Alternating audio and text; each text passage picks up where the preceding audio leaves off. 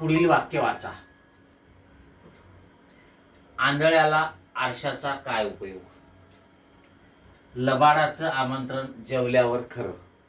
ठीक आहे. या दोन्ही वाक्यातील नामाचा प्रकार कोणता हे आपल्याला ओळखायचं आहे. आधी आपल्याला वरच्या वाक्यातील नाम कोणते आहेत ते बघावं लागेल. आंधळ्याला आरशाचा काय उपयोग? इथे आंधळ्याला हा शब्द नामाचं कार्य करतो. लबाडाचं आमंत्रण जेवल्यावर खरं, इथे लबाड हा शब्द जो आहे हा नामाचं कार्य करतो. आता लक्षात घ्या की मुळात आंधळा हे काय आहे? विशेषण आहे. लबाड हे काय आहे? विशेषण आहे. पण या वाक्यामध्ये विशेषणासमोर त्यांचं नाम नाही आहे. विशेषणं जी आहेत मूळची ती वाक्यामध्ये नामासह येत असतात. जर वाक्यात नाम नसेल तर विशेषण नामाचं कार्य करते आणि त्याची जात नाम असते.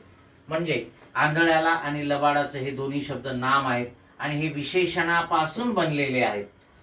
मूळ विशेषणापासून तयार झालेले आहेत आणि म्हणून त्यांना आपण विशेषण साधित नाम असे म्हणणार. काय म्हणणार? विशेषण साधित नाम.